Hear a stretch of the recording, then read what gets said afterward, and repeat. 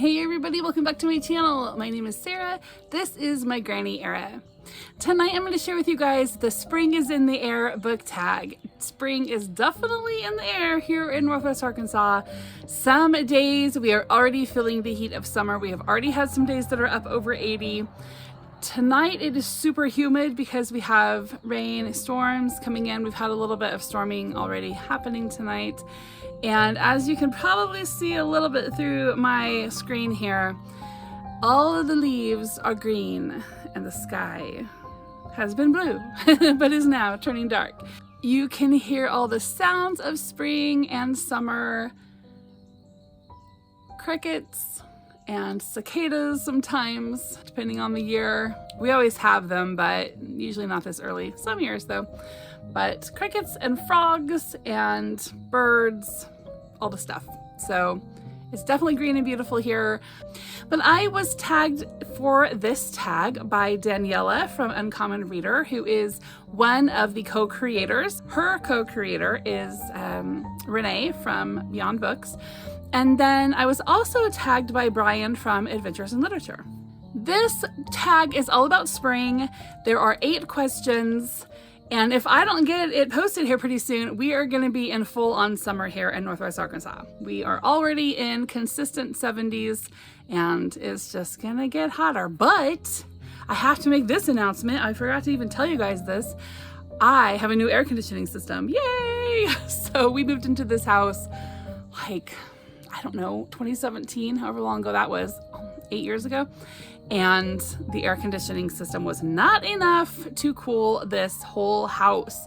When the house was built, the basement was not finished and it wasn't used. And so they just put in an air conditioning system, you know, that was enough to cool the upstairs. And they didn't have 9 children. But now we have opened up the basement. It is finished down there. People are living down there. So we've got 2 stories now and a whole bunch more people living in this house, and it was not keeping up. So we have been roasting all this time. If it gets over 80 outside, we're toast in the house. It is like 89 in my house and it cannot keep up. So there's no baking, there's no cooking, like none of that in the summer. But now there is, because my house is freezing. We got a new air conditioning system put in last week. We are so thankful they were actually doing it on the day we were preparing for the wedding. So it was a little chaotic. But now that everything is done, it's so nice. It also regulates the humidity in the house, which I think is super cool. So we're still kind of in the like regulating stages, and it's so humid outside. You know, that's just the whole thing. You don't want to hear all this stuff. But suffice it to say, we are cold more than we are warm in our house now. So that's a blessing.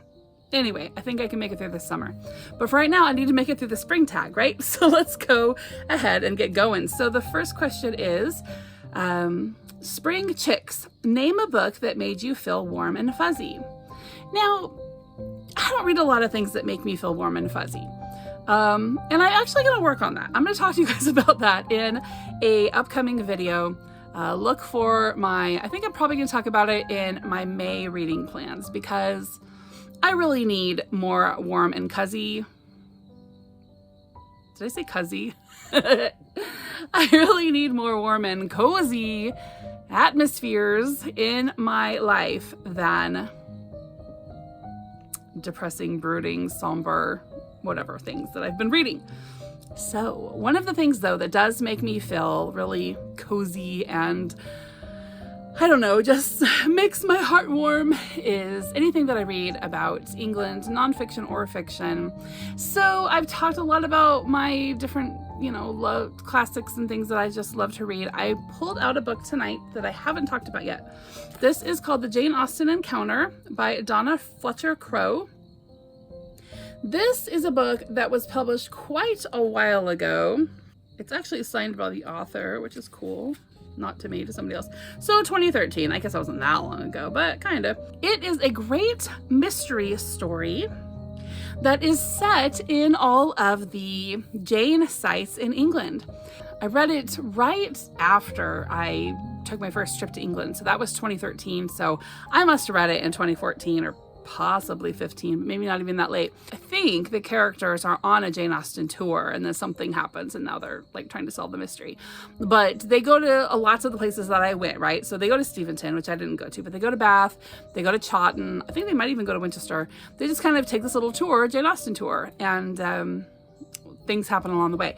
But the reason why that's cozy, right, is because I've been there. And so it's really fun to read something that I can follow like in my head.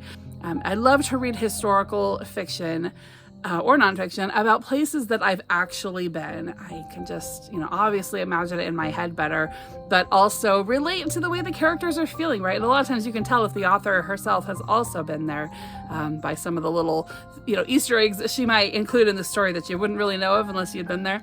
And this story is one of those. So if you haven't yet read that, look for it. All right, number 2, April Showers, a book that is set near, in, or on the water, or that has the word water in the title. I years ago read this book called Mediterranean Summer. Now, this is not me recommending this book because I have not read this in a good 10 or 12 years, but I do remember this book. It stuck with me. It's a nonfiction. It's by David Shallock with Errol Munoz. So I think David Shallock is actually the guy that's telling the story, and then this guy, Errol Munoz, is just kind of like helping him write it out, right? But this guy, David Shallock, I think, again, gotta remember, it's been a while since I've read it, but I'm pretty sure that he was like a cook, or he worked in the kitchen on these tour boats. And so in this book, he spends time in France and Italy. And he talks about the life of someone who works on these professional ships. Yeah, he did. He worked in America as a cook, and then he ended up getting an internship on like a yacht or something. And they do these yacht tours, right? And so he worked in the kitchen there. So he talks all about that experience. I don't remember, I'm pretty sure it's not like 100% clean, there's some stories in here, but I just remember how much I enjoyed reading just about these places in France and Italy, that life out on the yacht. And then also in the back, there are a ton of really good recipes. I remember when I read this, I don't know if I checked it out from the library, I was borrowing it, or I just decided to get rid of the book, but before I did, I photocopied all of the recipes in the back because they all looked so good, and just, hearing the story, I was like, oh, I want to try every one of those. So if you are not familiar with that, maybe check out Mediterranean Summer. I have a friend who met her husband when they were both working on like a professional cruise line, and she has some fun stories too. Like, that would be a really cool life, but I feel like I would really struggle. Like, I've told my husband 1,000 times, if when we go on vacations, I don't want to cruise. And I don't know, part of it's claustrophobia, like I can't get out. But then again, like when I fly to England, I mean, technically I can't get out either and come back home. But also it's just, I think that, like, what do you do, right? Like, I don't know, what do you do? If you've been on a cruise, what do you do? Because for me, I'm not really into like entertainment. Like, I really wouldn't want to see a show. I wouldn't really want to like watch some kind of a concert or whatever. But I like to go to like museums and, historical sites, and maybe see a play of, some kind of a classic or something. But I kind of am under the impression that's not the kind of shows that they put on cruise ships. I don't know. But I just don't know if I would. I think I'd be bored unless I could just sit there and read my book, and that would be fantastic. But I don't know. That claustrophobia factor, I can't just get off and come home if I need to. So I don't know. Anyway, let's move on. Number 3, spring break. Talk about a time you took a break from reading and why. So the only time I really even remember having a very difficult time reading, like I've never on purpose taken a break from reading, but the only time I can remember really struggling to get into reading was after my dad died. I struggled for a really long time, just to focus, to even care about what I was reading. And I am one who really thinks through what I've read and writes about it. I assimilate it by writing out, long, thoughtful reviews, or just, whatever, like my analysis. And that's just how I process what I read. And so I couldn't write anything. It was a mess. And there was even a time, for a short time, when I was like, I will never, ever write again. Like, I could not make the words come. And so for me, reading and writing just kind of goes hand in hand. And because I felt like I could never make the words come, which, you know, as a writer, you would think that if you've gone through this traumatic thing, like what you would do is express it in writing and you'd write even more, but I couldn't. And so then I'm like, well, what's the point of reading if I can't write? What's the point of writing if I can't read? Like, I was just messy for quite a while. And I would try to read things and I just couldn't. Like, I would read 60, 80 pages and then I'm just like, what is this, you know? So this went on for a while. I mean, I don't know, a really long time. He died in January. And sometime that summer, I was like, you know what? I'm just going to pull out something I know. And what did I go for? Tell me, what did I go for? I went for Pride and Prejudice. I just went straight to Pride and Prejudice. I was like, you know what? This feels like a friend. And it 100% was. And, you know, I've heard other people talk about that too, about how, like, Jane Austen is like the cure for whatever it is that ails you, right? Just the solution to every problem. But reading Pride and Prejudice, and it just really got me back into it. Because I think when I knew the story so well, so I didn't have to really follow anything. The characters, you know, I knew, and they were endearing to me in different ways. And so I was surrounded by family, you know, and just something like, I knew it was going to turn out okay. I knew the storyline. I knew everything was going to be fine. And it was just something like solid, something stable, I think. And it really got me back into reading again. And little by little, I read a little more. And then, you know, obviously now everything's cool, but I'm just thankful for Jane, right? She's still blessing us from beyond the grave. Number 4, Swallow's Homecoming. A book or an author you always go back to for comfort. Okay, so clearly, obviously, that's one. I've talked about Jane Austen and Nathaniel Hawthorne like ad nauseum. Those are my two that I just love to pull out over and over and over again. So I'm trying to think of something that I haven't talked about yet, and this is Miss Rumphius by Barbara Cooney. If you are a homeschool mom, you're probably really familiar with this. This is on a lot of the different homeschool curriculums, but just, you know, probably lots of people are familiar with this. It is an American Book Award winner and maybe some other things. This copy was published in 1982, so I'm gonna guess she's probably won some awards on this one since then even. This is such a special book. So I have always thought that this book took place in Canada, but actually looking into it, it looks like it takes place on the coast of Maine, which is even more special because that's where my dad's side of the family has lived for several generations. It is about this lady. Now, these flowers here, I call them lupine. I've heard them called lupin. That sounds so weird to me because she's the lupine lady, right? The lupine lady. So the lupin lady just sounds so strange to me. So you tell me, is it lupin? Is it lupine? Is it lupine? What is it? But I'm going to go with lupine because that just sounds so much better to me. So this lady, they call her the lupine lady, and she scatters flower seeds. And that's all I'm going to tell you. But it's a really, really special book with beautiful artwork. I don't know if this is a true story, but it should be. I think this is such a special story. I have read it with my kids several times. We all have good memories of it. And though it does take place on the East Coast of the US, it reminds me of the time that our family lived on the West Coast of the US, way up north, just an hour north of Seattle and an hour south of the Canada border, in a place called Skagit County. You had mountains, high mountains on one side, and you had the ocean on the other side. There are lots of little islands. They're called the San Juan Islands. And it is the most beautiful place I have ever lived. And besides just a few places in England, it is the most beautiful place I've ever been. I would give you probably most of anything to live there again. If I had to choose, as much as I love England and as much as I just think it'd be fantastic to live there, I really would choose to go back to Skagit County as my ultimate favorite if I could. Anyway, lots of flowers, lots of beauty there. And so this book always reminds us of our time there. And I think that's one of the reasons why it is so special to us. So it's a short picture book, and I would really recommend that you check it out if you have not yet. Your library will most definitely have it if you don't own a copy yourself. Number 5, Blooms, a book that started slowly but blossomed to be one of your favorite reads. That would be Time and Again by Jack Finney. I have read this one several times.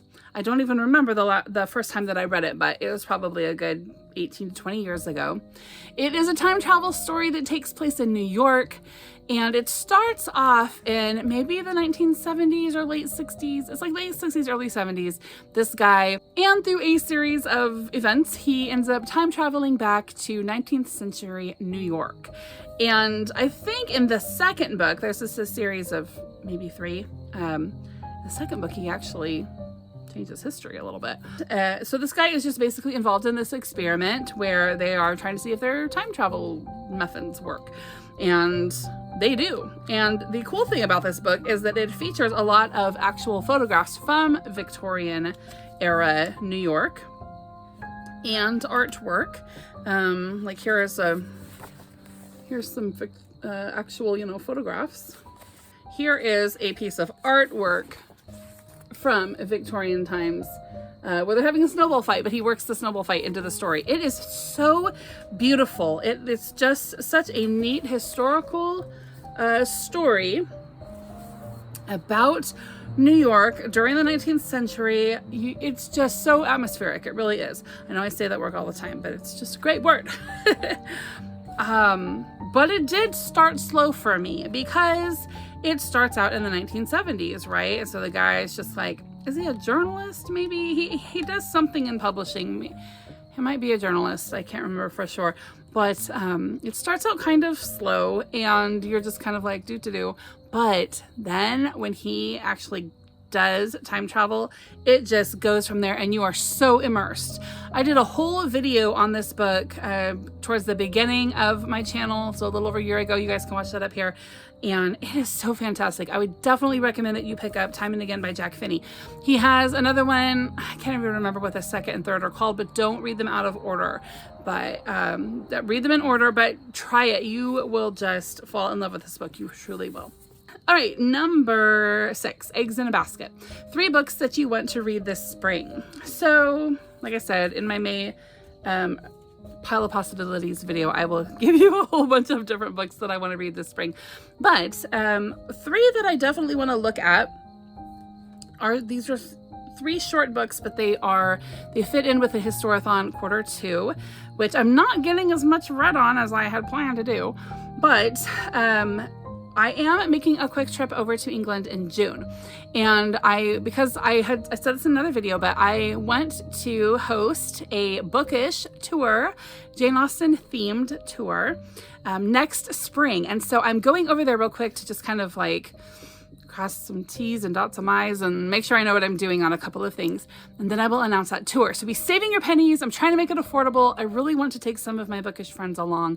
I hope some of you can go. But while we're there, we're going to visit some medieval sites in Winchester. And so like I've been telling you guys for the last month or so, I'm really into the medieval thing lately. And so I want to kind of just learn a little bit more about medieval stuff over there so that when I go in June, I can be more aware of things that maybe I'm not picking up on, right? And that way, when we go on our tour next year, I will have some things to share with people about the medieval history and stuff, cool stuff in Winchester especially. So the first one is called Medieval Tiles. I purchased this over there. I can't remember. It's either in the Cathedral's bookshop or in the bookshop of the Great Hall that has like the King Arthur's Round Table. One of those. But this is a really cool book because it shows like tons, it's mostly just pictures of medieval tiles, mosaics. This picture here, these are from Winchester Cathedral. And when you go there, you can walk on them and you can like touch them. Like it's literally the floor. So there's no getting around it. And so I wanted to kind of just read a little bit more about those. Like I've heard stuff over the years with different tour guides, but you forget stuff when it's so much information. But it's actually What is that? Look at that. So they've unearthed this, and then there's like, it shows the grass and then what they've unearthed here. That says it is 13th century mosaic tile pavement at Byland Abbey, and that part has been revealed. That is so cool. Anyway, it's the whole book is that kind of stuff and talks about the different tiles and colors and how they made the colors and what the symbols mean and all that kind of stuff. I think that's going to be really interesting. The next one in that little pile is The Medieval Housewife. Again, I bought it in one of those two places in Winchester. And this just talks about medieval women.